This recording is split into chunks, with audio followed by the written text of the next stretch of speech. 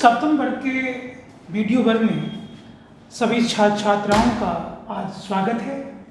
Mid term के पाठ्यक्रम के पहले वर्ग में आज हम व्याकरण के पाठ्यक्रम में अर्थ के आधार पर शब्द भेद का अध्ययन करेंगे। शब्द के भेद अनेक प्रकार से होते हैं।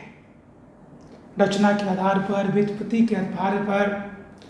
आज जिस शब्द भेद की चर्चा करने जा रहे हैं वह है अर्थ के आधार पर शब्द भेद। ये 5 प्रकार के होते हैं। पहला होता है एकार्थी शब्द, दूसरा होता है अनेकार्थी शब्द, तीसरा समानार्थी शब्द, चौथा विलोम शब्द और पांचवा श्रुति सम भिन्नार्थक शब्द। हम एक एक करके सभी की परिभाषा और उदाहरण को देखेंगे। एकार्थी शब्द वैसे शब्द होते हैं जिनका सिर्फ एक और एक ही अर्थ होता है, उसका 2 अर्थ नहीं होता है।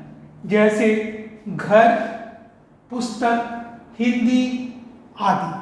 ये ऐसे शब्द हैं जिनका एकमात्र अर्थ है। अगर हमने कहा घर तो इसका अर्थ सिर्फ घर के ही रूप में होगा। अगर हमने कहा पुस्तक तो इसका अर्थ सिर्फ पुस्तक के रूप में ही होगा। इसीलिए ऐसे शब्दों को हम एकार्थी शब्द कहते हैं, जिनके एक अर्थ हो। एकार्थी, एक शब्द वाले, एक अर्थ वाले शब्द, एक अर्थ वाले शब्द एकार्थी कहलाते हैं। दूसरा है अनेकार्थी शब्द। जिन शब्दों के एक से अधिक अर्थ होते हैं ऐसे शब्दों को हम अनेकार्थी शब्द कहते हैं। दूसरे शब्दों में समझिए तो हम कह सकते हैं जिन शब्दों के एक से अधिक अर्थ हों वो अनेकार्थी शब्द हैं। जैसे अंबर।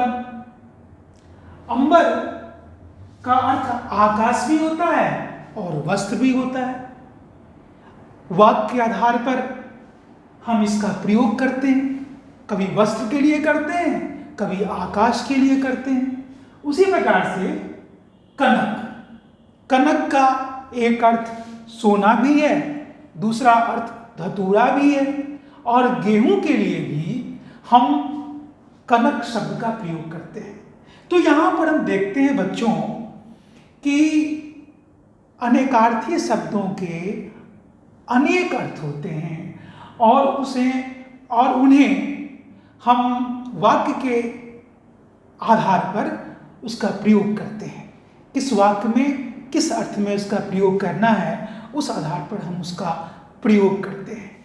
अब हम चलेंगे समानार्थी शब्द। जिन शब्दों के अर्थ समान होते हैं, बिल्कुल समान अर्थ वाले होते हैं, उनके अर्थों में तनिक भी अंतर नहीं होता है, उन्हें समानार्थी शब्द कहते हैं।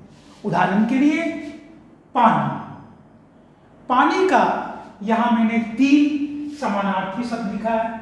जल, नीर, अम्बु। ये सब पानी के लिए ही प्रयोग होते हैं, पानी के अर्थ में ही प्रयोग होते हैं, इसीलिए ये समानार्थी शब्द है। दूसरा उदाहरण मैंने दिया है आग का। आग के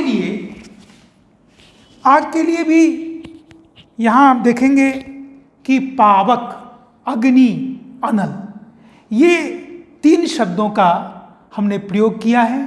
और ये 3 शब्द क्या हैं तो आग के समानार्थी शब्द हैं। अब देखिए विलोम शब्द, चौथा भेद विलोम शब्द है। कुछ शब्द ऐसे होते हैं बच्चों जो परस्पर विपरीत अर्थ देते हैं और ऐसे शब्दों को हम विलोम शब्द के नाम से जानते हैं। जैसे पाप का पुण्य, गुण का दोष।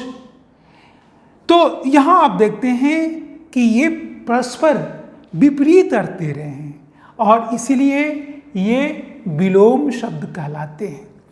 अब 5वां है श्रुति सम भिन्नार्थक शब्द।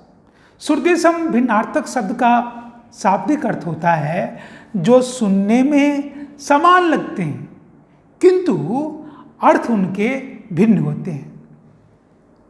यही कारण है कि हम समान सुनने वाले शब्दों का गलत थोड़ा सा भी अंतर को समझ नहीं पाते और उसका गलत उपयोग कर देते हैं या हमसे भूल हो जाती है।